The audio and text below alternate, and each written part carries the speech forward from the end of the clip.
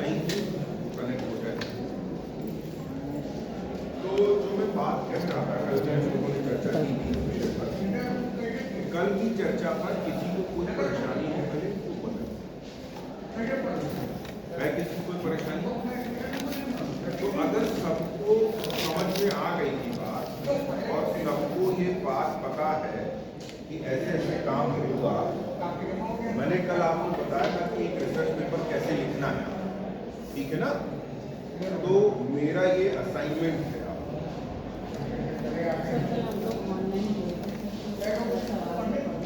कोई बात नहीं, मान लीजिए अब आवाज देखता हूँ, आगे चर्चा करिएगा, फिर अगर बचेगा तो एक असाइनमेंट है, सबको कम से कम 1000 शब्द 1000 वर्ड्स का मिनिमम है ये। वैसे तो कायदे से अगर देखा जाए तो रिसर्च पेपर और थीसिस आप लिखने जा रहे हैं तो आपका रिसर्च पेपर कम से कम मुझे बोलना चाहिए 2000, लेकिन चलिए अभी समझना है तो 1000 का मतलब ऐसे ही 6 से 7 किलोमीटर के आसपास का हो जाएगा। तो मिनिमम 1000 वर्ड्स, ठीक है? इतना जो है आप लोगों को एक रिसर्च पेपर लिखना है, जैसा लिख पाए। कल क्योंकि मैंने उस पर पूरी बात की इसलिए मैं दे रहा हूँ। आप अपना पूरा बैकग्राउंड बनाएंगे, बैकग्राउंड के बाद उसकी हाइपोथेसिस मेंशन करेंगे। बैकग्राउंड बनता है समस्या का करेंगे कि आप बताएंगे पहले कि प्रॉब्लम क्या है, कहाँ क्यों हम इस पर बात कर रहे हैं। फिर आप अपनी एक हाइपोथेसिस बनाएंगे, जैसा मैंने कहा था परिकल्पना, और उस परिकल्पना में आपके वेरिएबल कितने होने चाहिए ये भी मैंने आपको बताया था, पर हमारी बात हुई थी, ठीक है? तो उस पर जो है आप अपने हिसाब से लिखिए। सबका क्राइटेरिया जो है अपना अपना हो सकता है, जरूरी नहीं है आप लोग पूरा एक एरा या इस तरह का कुछ ना लीजिए। कोई बुक आपने पढ़ी है, ठीक है? तो उस बुक को पढ़ करके उस बुक के आधार पर आप रिसर्च करेंगे। कोई भी बुक जो आपको पसंद हो, मैं आप पर छोड़ दूँ, आप पढ़िए, फिर ये सोचिए कि अच्छा इसमें क्या हो सकता है।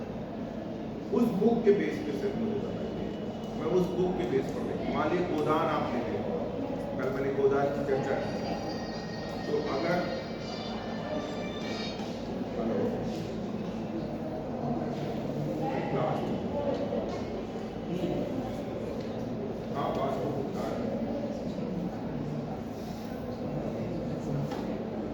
तो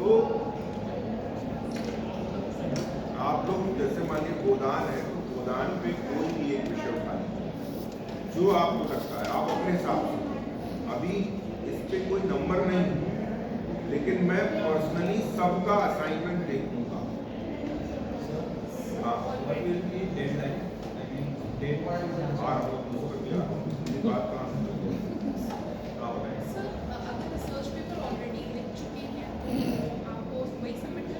हाँ, आप अगर आप लिख चुके हैं पहले से तो अच्छी बात है, मैं देखना चाहूँगा कैसा लिखा है, कोई समस्या, ठीक है? और ये सभी लोग मंडे को जब मैं क्लास दूंगा तो उसमें सब लोग सब, ठीक है?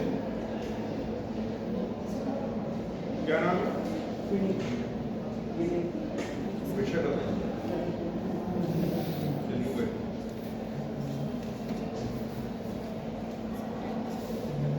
तो आप सभी लोग मंडे को अपना जो है ये रिसर्च पेपर जमा करें, ठीक है? क्योंकि मंडे को मोस्ट ऑफ मेरी ही क्लास रहेगी। अगर मेरी जगह किसी और की भी क्लास होती है तो भी कोई फर्क नहीं पड़ेगा, मैं आपसे अटेंडेंस लेते समय ले लूँगा, ठीक है? ये ध्यान रखिए। और जितने लोगों का असाइनमेंट आएगा उतने ही लोगों को मैं ये मानकर चलूँगा कि मेरी क्लास का अटेंड किया है, जिनकी अटेंडेंस है इसमें, ठीक है? और जो लोग ऑनलाइन जुड़े थे, कल के लिए मैंने ये छूट दी थी, बोल दिया था कि कल के लिए सीधी की सुविधा है, तो इतना भी लापरवाही आपको ना बने। अगर मान लीजिए कल को कोई विश्वविद्यालय का व्यक्ति आ जाए, कोर्स वर्क चल रहा है, आपने निवेदन दिया है, देखिए कितने बच्चे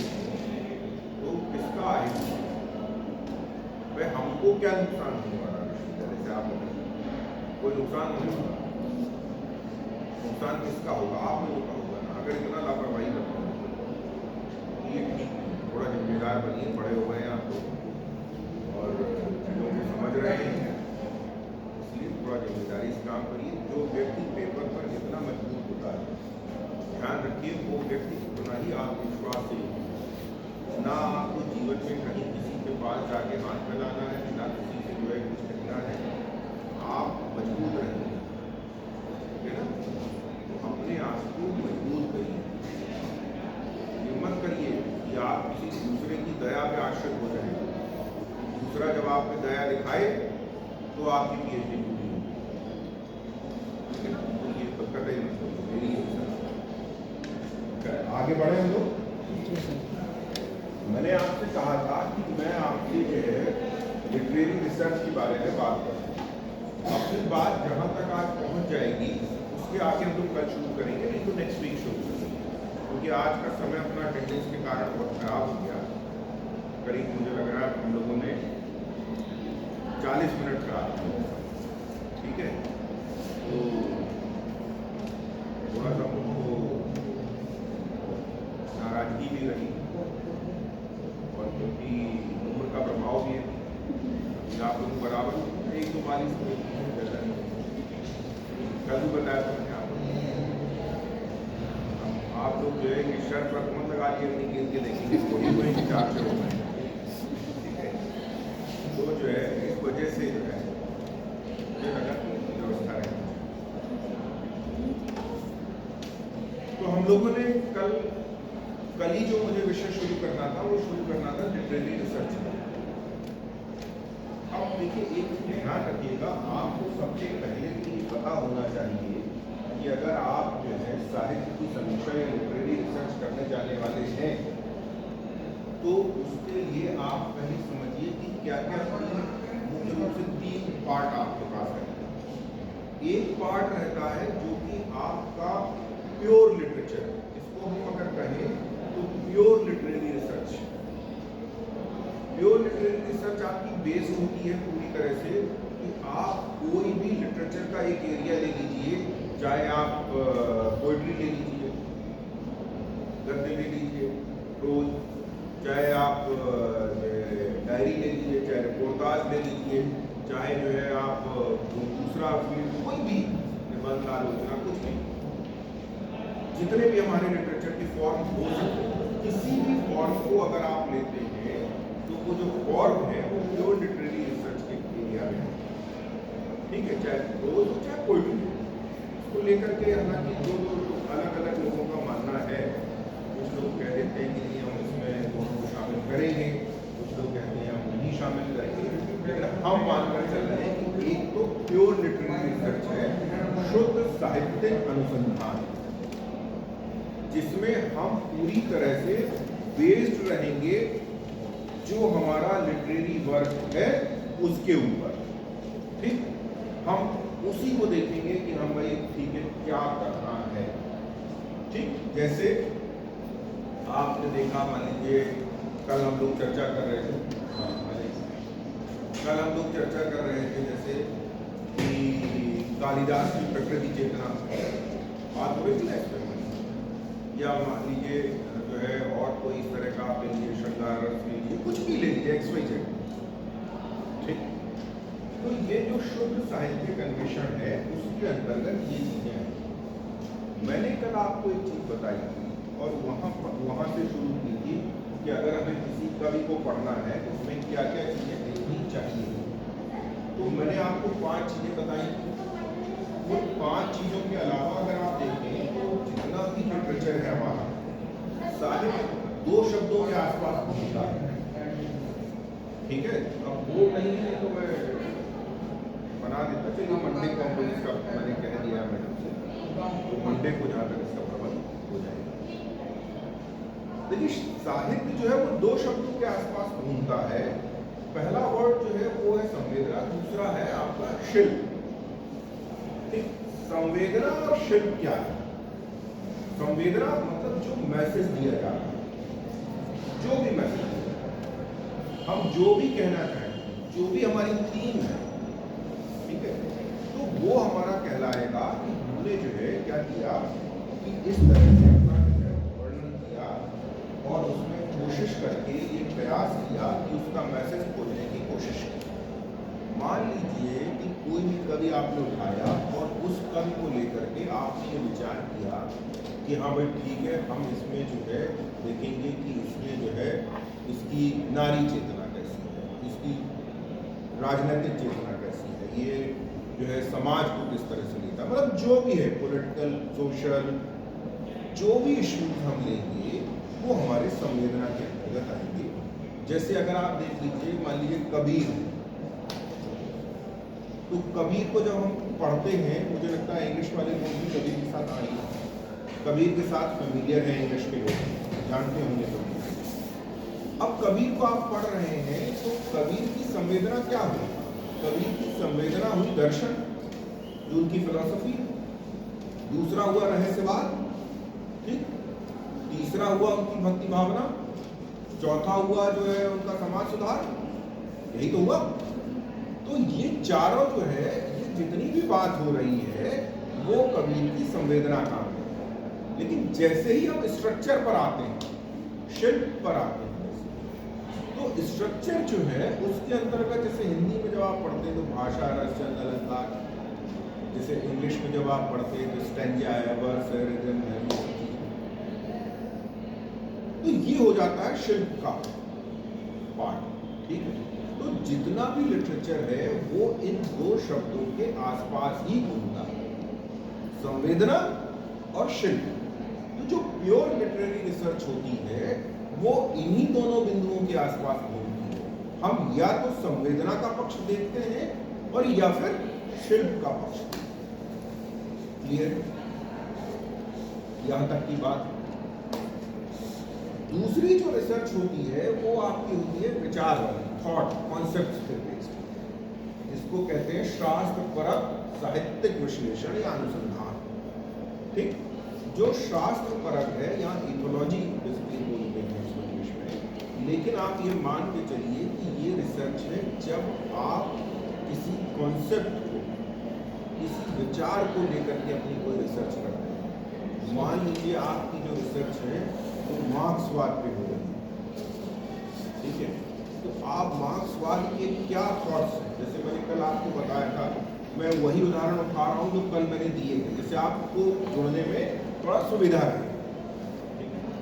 तो जैसे मान लीजिए आपने रिसर्च की तो उसमें आपने देखा कि भाई धर्म पे क्या कह रहा है, राष्ट्र पे क्या कह रहा है, विवाह पे क्या कह रहा है, परिवार पे क्या कह रहा है, उपाय या समाधान क्या दे रहा है, ठीक। तो ये जितनी भी चीजें हैं वो आपकी आएंगी, आपके ये जो पूरी तरह से थॉट बेस्ड या कॉन्सेप्ट बेस्ड रिसर्च है उस पर, ठीक है। तीसरी जो रिसर्च होती है वो हिस्टोरिकल रिसर्च होती है। हिस्टोरिकल रिसर्च का मतलब ये हुआ कि जो भी आपके लिटरेचर, ये इसमें मेरी फोटो तो आ रही होगी ना ठीक से, तो जो भी हमारी रिसर्च है जिसमें हम इतिहास के बारे में पढ़ते हैं, जैसे आप लोग अगर ऑनलाइन हिंदी वाले लोग रहे, इंग्लिश वालों के साथ मेरा उतना संपर्क नहीं रहा, ना संस्कृत वालों के साथ रहा, ना उर्दू से रहा, तो मैंने जैसे जो है प्रगतिवाद के बारे में आपको बताऊंगा, हिंदी में एक एरा है, ठीक है, तो कैसे उस पर रिसर्च कर सकते हैं जो अभी तक है, उसके बियॉन्ड कैसे जा सकते हैं, वो आएगी आपकी हिस्टोरिकल रिसर्च। तो ये तीन तरह की वैसे मूलतः रिसर्च है जो लिटरेचर से रिलेटेड है। पहली है जो प्योर लिटरेरी रिसर्च है, दूसरी ये है कि जो लिटरेचर में कॉन्सेप्ट्स आए, जिन कॉन्सेप्ट को शामिल किया गया, ठीक है, चाहे रोमांटिसिज्म हो, चाहे स्वतंत्रतावाद हो, चाहे छायावाद हो, चाहे प्रगतिवाद हो, चाहे मार्क्सिज्म हो, कोई भी XYZ, तो उनको बेस बना करके उनके बारे में रिसर्च करना। और तीसरी रिसर्च रहेगी आपकी हिस्टोरिकल रिसर्च, जिसमें आप जो है लिटरेचर की हिस्ट्री को पढ़ सकते हैं और एक और भी तरह से पढ़ सकते हैं कि आप जो है उस लिटरेचर की हिस्ट्री के साथ साथ जो आपके हिस्टोरिकल एविडेंसेस हैं उन एविडेंसेस को जोड़ सकते हैं कि भाई ठीक है, अगर ऐसे ऐसे एविडेंस है तो क्या हो सकता है। ठीक, पहली जो रिसर्च है, अब ये तीनों रिसर्च जब होती हैं तो हमारा रिव्यू लिटरेचर क्या हो सकता है? हमारा रिव्यू लिटरेचर हो सकता है दो तरह का।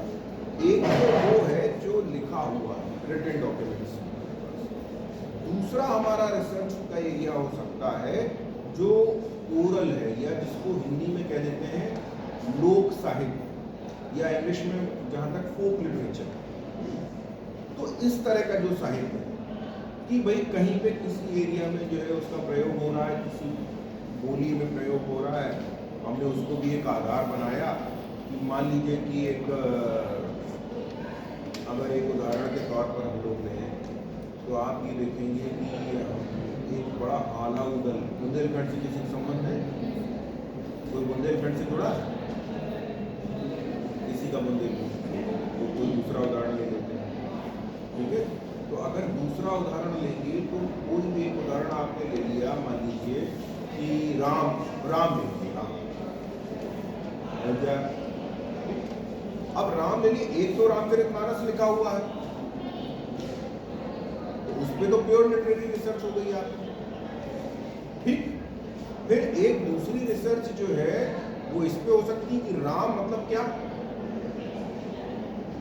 राम अयोध्या के राजा है, या राम का एक कोई कॉन्सेप्चुअल मीनिंग भी है तो हमारे शास्त्रों में क्या कहा गया उसको लेकर के, राम का अर्थ सिर्फ राम नाम कैसे भाई पार लगा सकता है? अगर आप दूसरी तरफ सोचें तो राजा राम है, या राम का कोई जो है आध्यात्मिक अर्थ भी है, कोई कॉन्सेप्ट है राम, मतलब राम एक व्यक्ति है, या राम एक सिद्धांत, एक शैली है, एक दर्शन है, तो वो दोनों अलग अलग हो सकते हैं। तो अगर आप रामचरितमानस पर रिसर्च कर रहे हैं, प्योर लिटरेरी रिसर्च हो गई आपकी। वहीं आपने जो है राम कॉन्सेप्ट पे बात की कि अगर ठीक है पुराणों में क्या कहा गया, किसमें क्या कहा गया, उसके आधार पर हम देखेंगे कि भाई क्या है राम का मतलब कॉन्सेप्ट क्या है।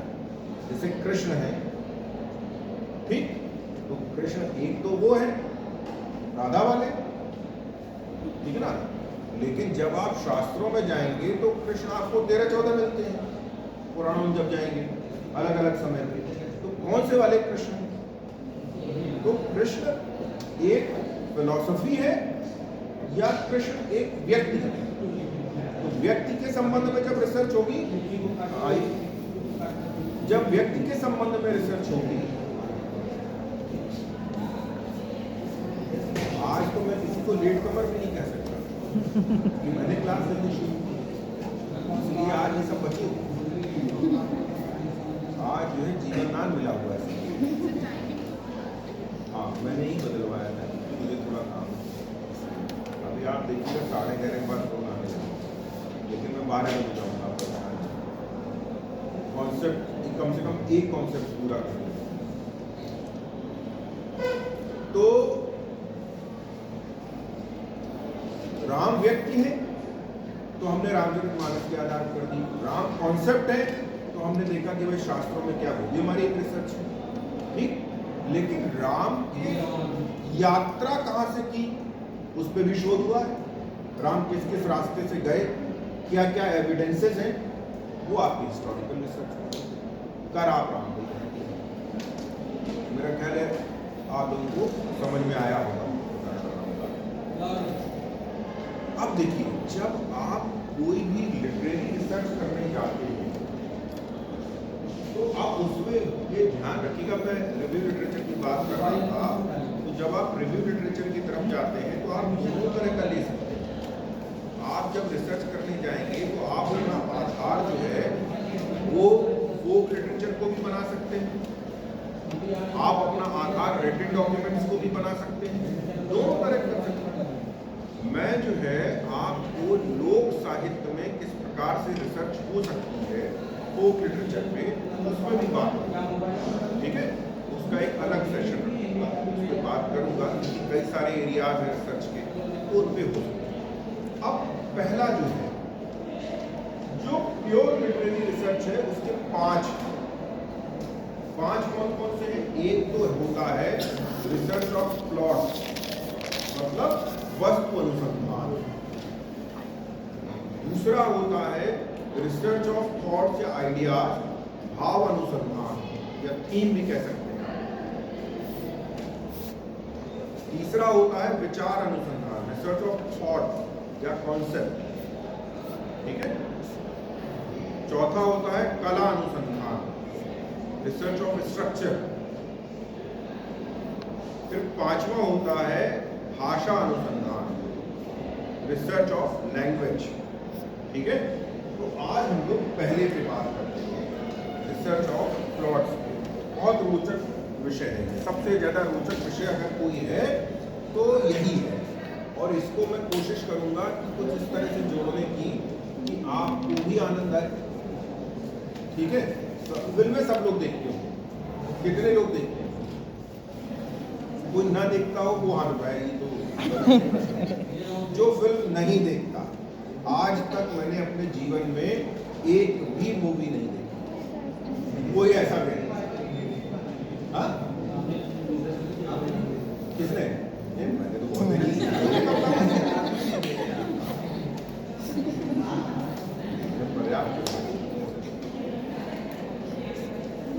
तो पहला जो उसके बाद रिसर्च ऑफ थॉट्स, ठीक है। देखिए मेरे पास जो है वो हिंदी में था, मैंने कोशिश की है कि अंग्रेजी वालों को समस्या ना हो, तो हो सकता है कि जो टर्मिनोलॉजी है उसमें थोड़ा बहुत मिक्सिंग हो जाए, तो इसको आप लोग कंसिडर करेंगे, ऐसा मेरा मानना है, ठीक है। थोड़ी थोड़ी अंग्रेजी आती है, जैसे अंग्रेजी में ज़्यादा नहीं जानता, तो अंग्रेजी वाले लोग जो है मुझे क्षमा करेंगे, ऐसा मान करना चाहते हैं, ठीक है। हालांकि मेरा प्रयास रहता है कि थोड़ी बहुत जान हो, दूसरे की भाषा भी जाननी चाहिए। अगर नहीं जाने की समस्या हो जाएगी, आज ग्लोबल लैंग्वेज है, अंग्रेजी वाले सबसे ज़्यादा इसी खा रहे हैं, ठीक है। अरे ये तो ग्लोबल लैंग्वेज, और जबकि सबसे रद्दी लैंग्वेज यही है। मतलब मैं सामान्य भाषा में नहीं कह रहा, वैज्ञानिकता क्या था, सबसे साइंटिफिक लैंग्वेज जो है वो संस्कृत, उसके बाद हिंदी। हाँ ठीक है, लेकिन जो है अब चलिए कोई बात नहीं, तो हम लोग खैर अपने विषय में रहते हैं। तो जो हम लोग बात कर रहे थे प्योर लिटरेरी रिसर्च है, शुद्ध साहित्यिक अन्वेषण या अनुसंधान, उसका पहला जो पार्ट है, 5 पार्ट बताए उसमें मैंने आपको कि आप 5 तरह से रिसर्च कर सकते हैं। जो आपकी पहली रिसर्च है वो होगी वस्तु, कथा वस्तु पे अन्वेषण। आप जो भी रिसर्च करेंगे वो इस पर करेंगे कि जो कथा वस्तु है वो कितनी जस्टिफाइड है, ठीक। अब ये जो कथा वस्तु पर रिसर्च है, इसमें आप ध्यान रखिए सबसे अच्छी बनती है कंपैरेटिव रिसर्च। कंपैरेटिव रिसर्च कैसे?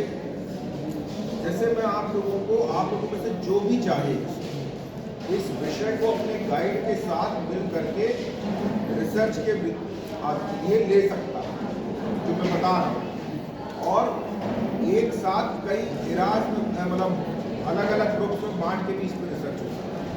बहुत अच्छा विषय है, बहुत कम रिसर्च हुई है इस पर। जैसे क्या हुआ ये है कि आप सभी लोग जानते हैं कि कविताओं में दो, भाई काव्य के 2 भेद हैं, जो इंग्लिश वाले लोग हैं वो भी समझ लें। एक होता है प्रबंध काव्य, दूसरा होता है मुक्तक। कैरेक्टरिस्टिक से आपको समझ लें। प्रबंध काव्य के 2 भेद हैं, महाकाव्य और खंड काव्य। लंबी कविता तो बाद में है, और तो अगर देखा जाए तो 3 हो गए, महाकाव्य, खंडकाव्य और मुक्तक। ये 3 हो गए ना। महाकाव्य क्या है? जिसमें किसी हीरो के पूरी लाइफ की स्टोरी, ठीक, जैसे मानस, ठीक, या वाल्मीकि रामायण संस्कृत वालों की, ठीक है। हालांकि बाद में उसमें बड़े प्रक्षेपण जोड़ दिए गए, उस पर चर्चा बाद में करेंगे, वो भी एक रिसर्च करेंगे। तो इसमें पूरे जीवन की जब कथा होगी तो ये कहलाएगा महाकाव्य लगभग पूरे जीवन। अगर हम उसी मानस से, क्योंकि मैं रामायण का इसलिए उदाहरण ले रहा हूँ आज कि सभी लोग कनेक्टेड हैं, उसकी जो इंटरनल स्टोरीज है ना वो भी समझते हैं। अगर उसी से हम सिर्फ शबरी वाला प्रसंग उठा लेंगे, ठीक, या निषाद राज वाला प्रसंग उठा लें, इस तरह का जब भी कोई प्रसंग उठाएंगे, हाँ सर 12 बजे तक आ रहे हैं 15 मिनट। तो उसमें निषाद राज का, या मान लीजिए हम शबरी का कोई प्रसंग उठा लें और सिर्फ उतनी कथा रखें, उसका पूरा वर्णन करें, तो वो खंड काव्य हो सकता है। उसके और भी शर्तें हैं, लेकिन इन कंडीशंस पे अगर हम मुक्तक क्या है, मान लीजिए एक दोहा, दूसरा दोहा, तीसरा दोहा और तीनों का एक दूसरे से कोई संबंध नहीं, मतलब एक पैराग्राफ, दूसरा पैराग्राफ, एक स्टैंजा, आपको स्टैंजा बोलते हैं, पहला स्टैंजा, दूसरा स्टैंजा, तीसरा स्टैंजा, इनसे आपस में कोई कोरिलेशन, ठीक है, तो वो कहलाता है मुक्तक, मतलब एक दूसरे से मुक्त, इंडिपेंडेंट। तो ये है। अब आप चाहे कविता ले लीजिए, काव्य, महाकाव्य कोई ले लिया, मान लिया उसमें कथा वस्तु होगी, खंड काव्य में कथा वस्तु होगी, कई बार लंबी कविता में भी कथा वस्तु होगी।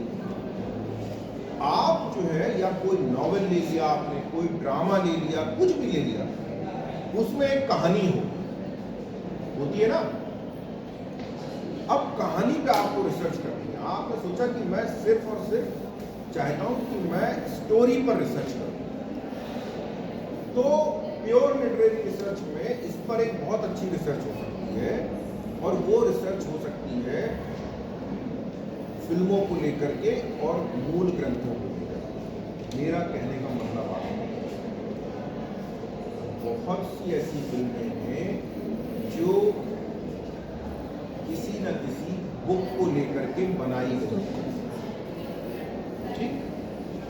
कई ऐसी फिल्में हैं जो इंग्लिश बुक थी कोई, उसको लेकर के बनाई गई, ठीक है, हिंदी में भी और इंग्लिश में।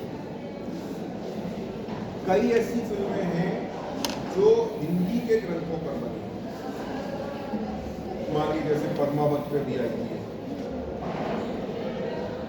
संस्कृत में बहुत पहले आई थी, रेखा की मूवी थी, मृक्ष कटिकम के ऊपर बनी थी सब, ठीक।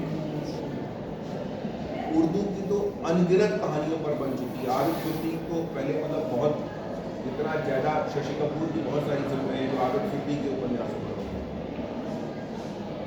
तो ये जो है, दोनों को आप एक साथ रखें।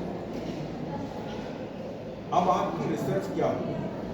आपकी रिसर्च न तो ये होने जा रही है कि इसमें सामाजिक चेतना क्या है, सोशल इश्यूज क्या है, पॉलिटिकल इश्यूज क्या है, इसका स्ट्रक्चर, कुछ नहीं। हम टोटल फोकस है उसकी स्टोरी पर, टोटल फोकस कि हम उसकी स्टोरी पर टोटल बात करें। अब स्टोरी में क्या आएगा, कैसे रिसर्च करेंगे? उसमें जब आप स्टोरी पर या इस पर रिसर्च करेंगे, दोनों को कंपैरेटिव रिसर्च करेंगे मिला करके। एक लोगों ने किया कि हिंदी फिल्मों में जो है, जो हिंदी फिल्में बनी हैं साहित्य का, उन्होंने ले लिया। किसी ने कहा कि मैं जो है वो इंग्लिश मूवी, इंग्लिश वालों ने कहा, तो बहुत सारी अभी मैकबेथ पे जो हिंदी में भी बन गई। So, लेकिन if we are working on films, then we have to look at the technical aspect of the film editing also. बिल्कुल। Because I have studied film studies in the past, and what they told me that if you want to pick up a film, you have to look at the technical aspect of how the camera moves. आपको उससे मतलब नहीं है। हमारी research कहाँ पे चल रही है, हमारा कॉन्सेप्ट क्या है, हम क्या लेकर चल रहे हैं, मैं वही आपको बता रहा हूँ कि आपकी जो रिसर्च है, नहीं ठीक है, जिज्ञासा है, उसकी बात देखिए। फिल्म्स में आपने क्या किया उससे हमें मतलब नहीं है। हमने अपना एरिया डिफाइन कर रखा है कि हम सिर्फ और सिर्फ प्लॉट पे बात करेंगे, इसके अलावा हमें टेक्निकल एस्पेक्ट से नहीं जानना। हम टोटली बेस्ड हैं प्लॉट पर मेरी रिसर्च ये है कि जो हमारा लिटरेरी वर्क था उससे जो है जब उसको कन्वर्ट किया गया फिल्म में तो उसमें कितना डिफरेंस आया, वो जो डेविएशन है हमारी रिसर्च उस पर है। हम उस पर रिसर्च कर रहे हैं कि एक स्टोरी जब उस लिटरेचर में लिखी जाती है, साहित्य में लिखी जाती है, जब वही स्टोरी फिल्म में आती है तो उसमें कितना डेविएशन हुआ है, ये हमारी रिसर्च है। अगर हर फिल्म में इस तरह का डेविएशन हो रहा है स्टोरी का और प्लॉट चेंज हो रहा है तो इसका मतलब ये है कि फिल्म वाले जो है वो कहानी नहीं दिखाते जो मूल कहानी है। हमारी रिसर्च जो है ये शो करेगी, अगर मान ली हमने 10 बुक्स ली, उन 10 बुक्स पे कोई मूवी बनी है, अब मैं जो कह रहा हूँ उस पर जाइए। अब आगे चलते हैं। पहले हम लोगों ने प्योर लिटरेरी रिसर्च का पहला पार्ट पकड़ा, ठीक, रिसर्च ऑफ प्लॉट्स। अब हमने उस पर कंपैरेटिव किया क्योंकि हमें वेरिएबल 2 चाहिए, ठीक, 2 वेरिएबल चाहिए। हमने क्या किया कि हमने एक लिटरेरी बुक्स ली और दूसरा हमने उस मूवी को लिया। अब दोनों का कंपैरिजन करना है तो चैप्टराइजेशन आपको करना पड़ेगा, अपनी थीसिस में चैप्टर बनाने पड़ेंगे कि भाई क्या क्या चैप्टर होंगे मेरी थीसिस के। तो जब आप अपनी थीसिस के चैप्टर्स बनाएंगे तो उसके लिए ध्यान रखिएगा कि थीसिस के चैप्टर बनाते समय पहला तो ये होगा कि कहानी में कहाँ कहाँ कितना क्या ट्विस्ट, क्योंकि जो लिटरेचर होता है या जो उपन्यास होती है उसका क्या होता है कि उसमें बहुत सारी अंतर कथाएं हैं, कुछ छोटी छोटी कई सारी स्टोरीज हैं। मान लीजिए गोदान है, गोदान पे फिल्म बनी है, आपको पता ही बात नहीं, गोदान पर फिल्म बनी है। क्या नाम है? हाँ? गोदानी नाम है, गोदानी नाम है 1962 ठीक है। तो अब जो है उसको आप देखेंगे तो गोदान में कई सारी अंतर कथाएं, छोटी छोटी सी कहानी, एक शिकार का प्रसंग है, इसका प्रसंग है, कबड्डी खेलने। फिल्म में क्या किया कि बहुत सारे प्रसंगों को उठा के ला रहे हैं, क्योंकि अगर वैसे बनाते तो 6 घंटे की तो उन्होंने बहुत सारा हटाया। तो पहले चैप्टर में आप यही चीज तो बताएंगे कि भाई ऐसा है कि इसमें जो है ये कहानी ये थी, जब कहानी बनाई गई तो ये आई और ये जो प्रसंग थे वो हटा दिए गए। अब उन प्रसंगों का या जो भी वो स्टोरीज उसमें शामिल थी उनका रेलेवेंस क्या था उस पुरानी वाली स्टोरी, जो लिटरेचर में स्टोरी है उसमें उनका क्या रेलेवेंस था। मान लीजिए कोई गोदान बनाए और सिलिया का प्रसंग हटा दे, मतलब कहीं बायास है, सिलिया का प्रसंग हटाया जानबूझकर। अब बहुत सारे लोगों को सिलिया का प्रसंग पता नहीं होगा, ठीक है, तो आप लोग अन्यथा मत लीजिएगा इसको। मैं किसी जाति विशेष नहीं, मैं सिर्फ रिसर्च की बात कर रहा हूँ, इसलिए ये बात कर रहा हूँ क्योंकि आजकल तो बड़ा समस्या है कि आदमी पहले अन्यथा लेता है, सीनादान कर, सर आप जाति सूचक शब्दों को प्रयोग कर रहे हैं, तो भैया मैं जाति सूचक शब्दों को प्रयोग नहीं कर रहा हूँ, मैं सिर्फ आपको समझाने के लिए बात कर रहा हूँ। क्या अब सिलिया जो है वो दलित वर्ग से है, दाता दीन जो है वो सवर्ण से है, मैं जाति का भी नाम नहीं। अब दोनों का अगर जबरन विवाह दिखा देंगे तो दिक्कत हो जाएगी ना, बहुत बड़ा वर्ग नाराज हो सकता है, फिल्म बैन हो सकती है। हालांकि अब ये भी एक पब्लिसिटी स्टंट हो गया है कि कुछ ऐसा दिखा दो कि लोग चर्चा करने लगे, लड़ने झगड़ने लगे। तो हमें ये देखना होगा पहले चैप्टर में कि वो किस तरह से एक दूसरे से अलग है। फिर आप लोग जब ये बात करेंगे तो हर प्लॉट का या हर कथा वस्तु का एक पूरा उठान होता है, फिर वो अपने आखिरी तक पहुंचती है, ठीक है। जैसे हिंदी में क्या होता है कि उसके 5 चरण हैं, आरंभ से लेकर के और हलागम तक, ठीक है। मैं अगर बताऊं तो इंग्लिश में भी इसी तरह से चलते हैं कि भाई स्टोरी शुरू होती है, फिर उसके बाद कोई गड़बड़ होता है मामला, फिर उसके बाद जुड़ जाता है, फिर आशा होने लगती है कि अब कुछ होगा अच्छा, और फिर क्लाइमेक्स आता है। ऐसा भी होता है, स्टोरी डेवलप होती है ना, लास्ट में क्लाइमेक्स आता है। तो होता क्या है, जितने भी चरण हैं, क्या क्लासिकल पॉइंट ऑफ व्यू से इन कथा वस्तु में या प्लॉट में इन सभी स्टेजेस का ध्यान रखा गया है। और जो लिटरेचर में बुक लिखी गई थी, जब उसमें लिखी गई थी तो उसके ये स्टेज कौन कौन सी थी, और जब ये फिल्म में कन्वर्ट हुई तो उसकी स्टेजेस कौन कौन सी थी। क्या उसमें से कोई स्टेज हटा दी गई या कोई स्टेज जोड़ दी गई, जोड़ी गई, तो उसका क्या इम्पैक्ट है। अब आप समझिए भाई, आप ही बुक पढ़ रहे हैं, आप ही फिल्म देख रहे हैं, दोनों तो आप ही कर रहे हैं ना। लेकिन जब आप फिल्म देखते हैं तो आपके मन में दूसरा विचार आता है, और जब आप नॉवेल पढ़ते हैं तो आपके मन में दूसरा विचार आता है। इसका मतलब ये है कि दोनों जो चीज आप तक ले जाना चाहते थे वो अलग अलग हो गई। अलग अलग हो गई तो क्यों, यही आपकी कि जो अलग अलग हो रहा है दोनों में, आपके मन में फिल्म देखने के बाद दूसरे भाव आ रहे हैं और दूसरी घटनाएं जो है वो आपको क्लिक कर रही हैं। और जब आप नॉवेल पढ़ते हैं तो आपको दूसरी घटनाएं क्लिक करती हैं। हिंदी में कहते हैं संप्रेषणीयता, मतलब जो वो कहना चाहता है, जो आपको वो संप्रेषित करना चाहता है, कम्युनिकेट करना चाहता है, वो कम्युनिकेशन कितना हो रहा है आपसे। और आप यकीन मानिए, आप पद्मावत पढ़ेंगे, आपके मन में दूसरे विचार आएंगे। आप पद्मावती मूवी देखेंगे, आपके मन में दूसरे विचार आएंगे। जब आप पद्मावत देखते हैं तो आपको दूसरी घटनाएं आपको जोड़ती हैं, और आप जब उसका कहानी याद करने की कोशिश करते हैं तो दूसरी कहानियां याद आती हैं पूरी तरह से। जब आप पद्मावती मूवी देखते हैं और फिर आप रिकलेक्ट करते हैं तो आपको दूसरी इवेंट्स ज़्यादा इम्पोर्टेंट लगती हैं बशर्ते पद्मावत ग्रंथ के। तो ये कथावस्तु का पहला चैप्टर इस रिसर्च में।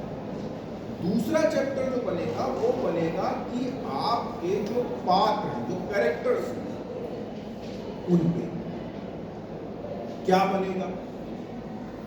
भाई मैकबेथ जो है जब यहां बनाई गई, ठीक, मकबूल, ठीक, मैकबेथ का बैकग्राउंड दूसरा रहा, उसको पूरा चेंज करके यहां बना दिया गया, बनाया गया ना।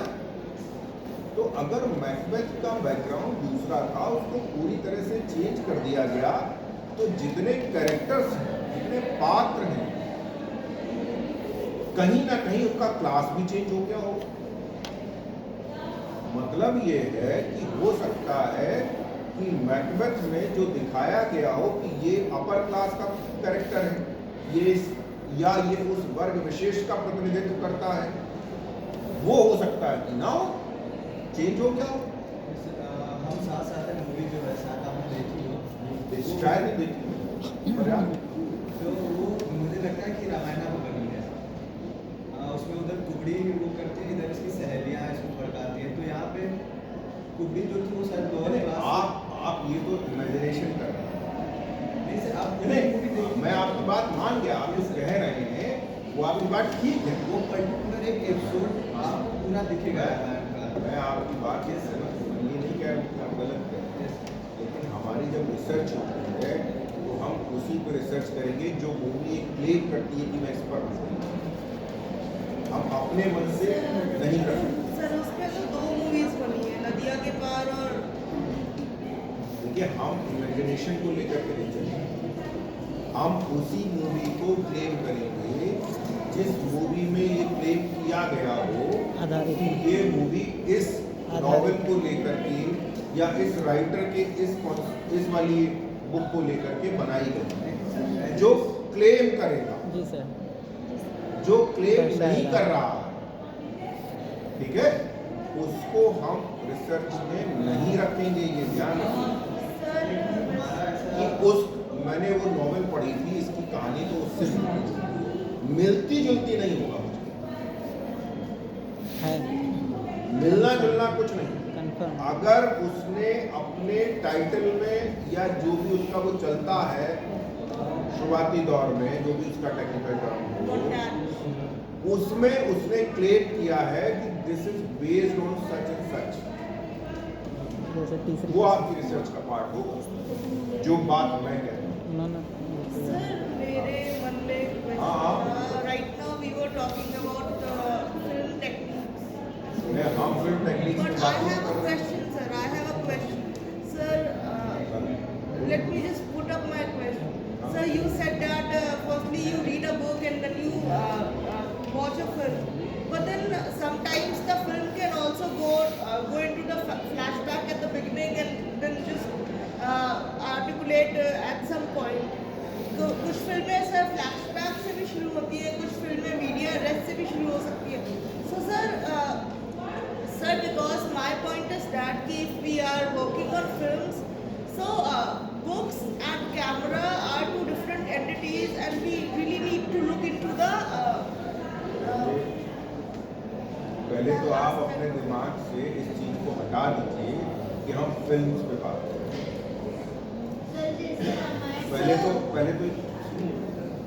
पहले तो आप पूरी तरह से इसको साफ करिए कि हम फिल्म्स पे काम करें। हम फिल्म्स पे काम नहीं करते। हमारा जो बेस है वो बुक है।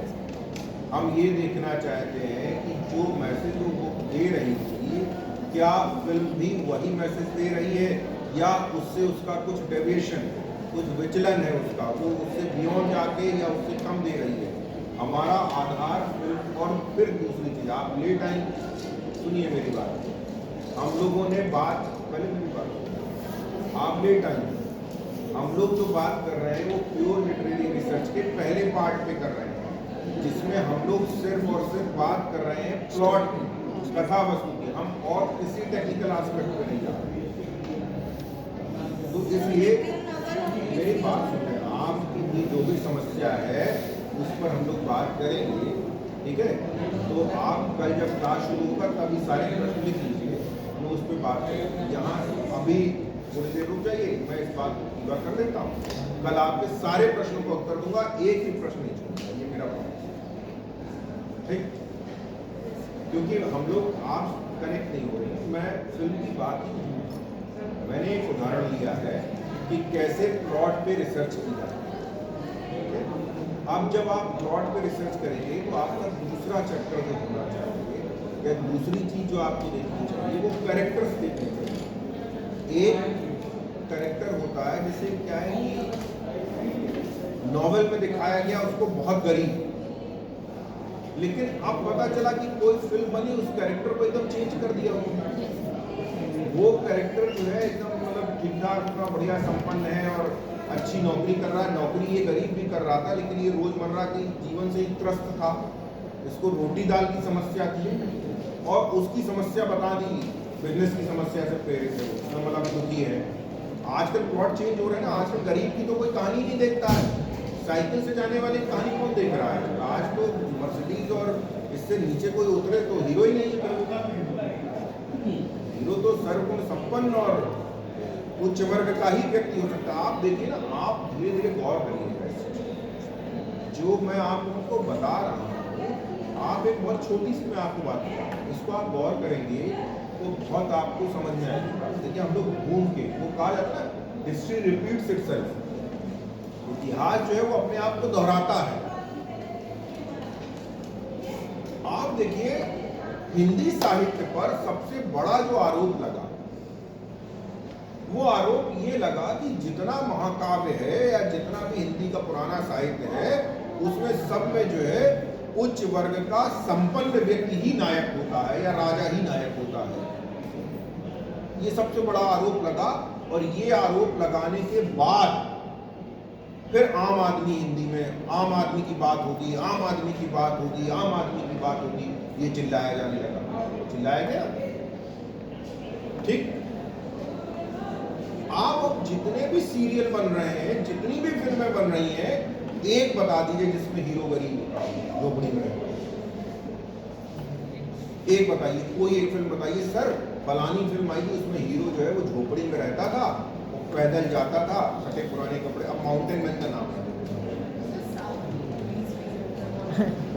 साउथ की क्या है? वो बहुत रेयर केस है, जो बहुत क्लासिकल फिल्में बनाते हैं उन्हीं मिलता है। मैंने इसलिए कह दिया माउंटेन मैन वगैरह का नाम ना लेते, नहीं तो आप बताइए कहाँ है हीरो आएगा तो हीरो तो मतलब कहिए हर एक मिनट कपड़े बदलते हैं, मर्सिडीज से नीचे उतरेगा ही नहीं वो। तो हिस्ट्री रिपीटेड सर।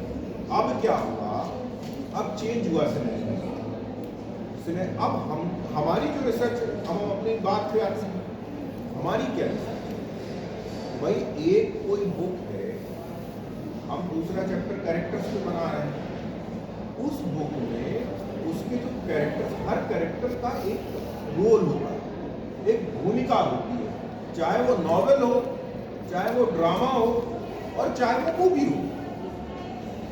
ठीक, जब आप उस कैरेक्टर को देखेंगे तो हर कैरेक्टर का अगर क्लास चेंज कर दिया जाए तो फिर तो खत्म हो गई ना वो। फिर जो बात किताब कहना चाहेगी थी वो बात क्या मूवी कहेगी? नहीं कहेगी। किताब कह रही थी गरीबों की पीड़ा, कि गरीब आदमी की क्या समस्याएं हैं, वहां पे कैरेक्टर का क्लास चेंज करके उसको अपर मिडिल क्लास या मिडिल क्लास या अपर क्लास में ले गए और उसकी चिंताएं दूसरी बता दी, स्टोरी वही ले गए लेकिन उसकी चिंताएं बदल दी, तो कैरेक्टर चेंज हो गए ना। तो क्या मूवी वही मैसेज देगी जो मैसेज बुक दे रही थी? ये आपका रिसर्च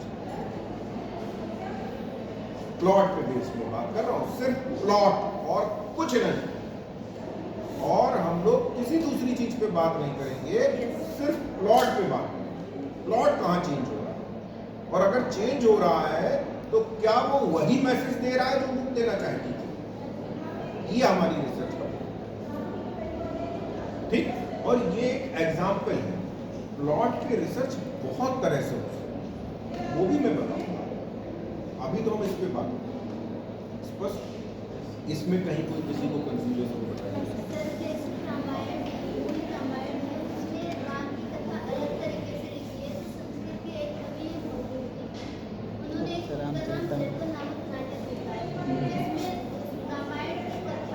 अलग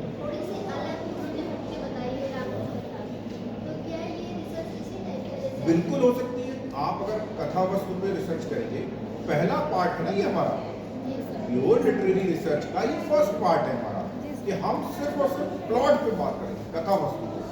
ठीक, रामायण कम से कम हमको लगता है हिंदुस्तान में नहीं उपलब्ध होगी तो कम से कम 100 तरह की रामायण उपलब्ध। ठीक, अब बिल्कुल रिसर्च का पॉइंट हो सकता है, एक कम रामायण है, ठीक, एक जो है बांग्ला रामायण है, जैन रामायण, बहुत मैंने पता ना सैकड़ों तरह की रामायण। अब आप जो है 2 रामायण ले लीजिए, जो बांग्ला रामायण है और जो तुलसी के मानस है। अब दोनों के कैरेक्टर में डिफरेंस देखिए, तुलसी के राम भगवान राम है, तुलसी उनको मानकर चलते हैं कि राम भगवान है, वो कुछ भी कर सकते हैं। ठीक, वहीं बांग्ला रामायण के जो राम है, ठीक, बांग्ला रामायण में वहां के अंचल विशेष का जो एरिया है उसका जो है वो इम्पैक्ट आया है।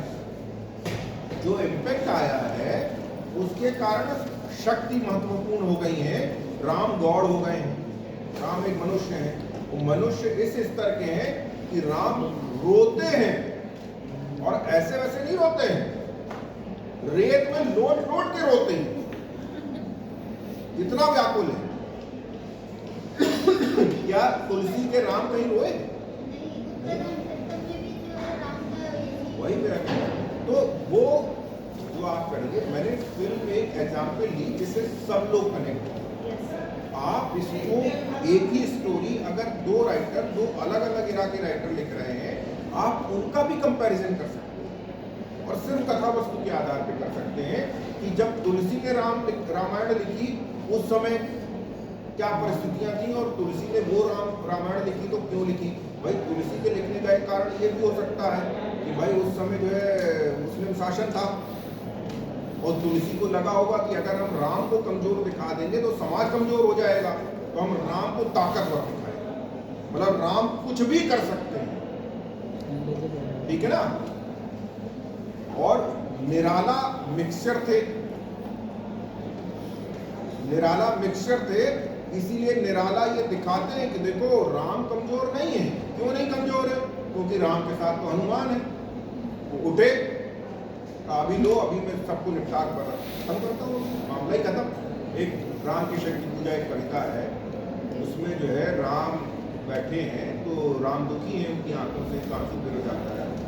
तो हनुमान जी उठते हैं, कहते हैं आज मैं सबको निपटा दूंगा और सीता को ले आऊंगा, मेरे आराध्य रो रहे हैं, राम के प्रति समर्पित हैं। अब वो रोने लगे तो भाई कोई भी आदमी, मान लीजिए आपके पिता की आंखों में आंसू आ जाए तो आप कहोगे जिसने आंसू लाया आज तो गया, आज तो गया पक्का, यही भाव आएगा ना। तो अब हनुमान जी भी गए तो खड़े हो गए।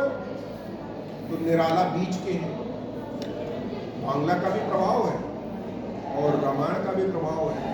तो वो कहते हैं देखो राम को है सब कुछ मतलब हनुमान है, चाहे तो एक बार में निपटा दे तो जाके सीता को ले आए, लेकिन नहीं, ऐसा होगा तो कहानी गड़बड़ा जाएगी। तो जो मैं कह रहा हूँ फिर कैरेक्टर्स पे आप बात करें, एक एक कैरेक्टर कि कैरेक्टर कैसे चेंज हुए, क्या कुछ कैरेक्टर कम कर दिए फिल्म में, और जो आपकी नॉवेल थी उसमें कैरेक्टर्स ज़्यादा थे, जो कैरेक्टर हटाए गए, क्या आपको ये लगता है कि उनमें से हटाया गया कोई कैरेक्टर इम्पोर्टेंट था जिसको नहीं हटाया जाना चाहिए था क्योंकि वो उस वर्ग विशेष का प्रतिनिधित्व कर रहा था? अगर हटाया गया तो उससे कहानी का ये मोड़ खत्म हो गया, तो कथा वस्तु पर उसका प्रभाव पड़ा, प्लॉट इफेक्टेड हुआ उससे। तो ये आप क्लास देखेंगे कैरेक्टर। फिर आप देखेंगे तीसरा, उनकी भाषा शैली क्या लैंग्वेज जो है वही है जिस एरा की बात हो रही है, या फिल्म में वो लैंग्वेज बढ़ा दी गई, घटा दी गई, चेंज कर दी गई? भाई मकबूल जो बोल रहा है मैकबेथ तो नहीं बोलता होगा, ठीक? और मान लीजिए ये पद्मावती आई, पद्मावती में क्या अलाउद्दीन खिलजी हिंदी बोलता होगा? एक दो चार शब्द अरबी फारसी डाल देने से वो हिंदी हो गई। भाई वो तो फ्लुएंट बोलता होगा ना अरबी फारसी, या अफगानी बोलता होगा, पश्तो बोलता होगा, कुछ उधर ही की बोलता होगा ना। भाई आया उधर से अगला व्यक्ति, भले ही यहाँ रह रहा लेकिन एक्सेंट उसका वो रहेगा, एक्सेंट भी तो रहेगा, उच्चारण भी तो उसका वही रहेगा। अगर उच्चारण नहीं है, मैं अंग्रेजी बोलने लगूँ अभी यल तो गलत हो जाएगा ना। और मैं कैरेक्टर प्ले कर रहा हूँ जूलियस सीजर का और बोल रहा हूँ यल तो कैसे कर रहा हूँ? गड़बड़ हो गया ना, वो संप्रेषणीयता खत्म हो गई ना। तो वो चीज भी आपको देखनी पड़ेगी भाषा के साथ। कैरेक्टर में जो मैं कह रहा हूँ, जैसे आपको मैं पद्मावती का उदाहरण, पूरी कहानी पद्मावती में पूरी जो कहानी है, आप विश्वास मान के चलिए, मैंने उसके ऐतिहासिक ग्रंथों को भी पढ़ा, पूरी कहानी सिर्फ दो, जितना भी मतलब चित्तौड़ ने जो प्रतिरोध किया अलाउद्दीन खिलजी का, वो पूरा प्रतिरोध जो है सिर्फ दो आदमी की बेस पे था, वो एक गोरा बादल, सिर्फ यही दो। रत्नसेन का तो उसमें रत्नसेन है, रत्नसेन का कोई कैरेक्टर नहीं है, वो आखिरी का जो युद्ध दिखा रहे हैं वो सब ड्रामा है। Ratnasen good for nothing.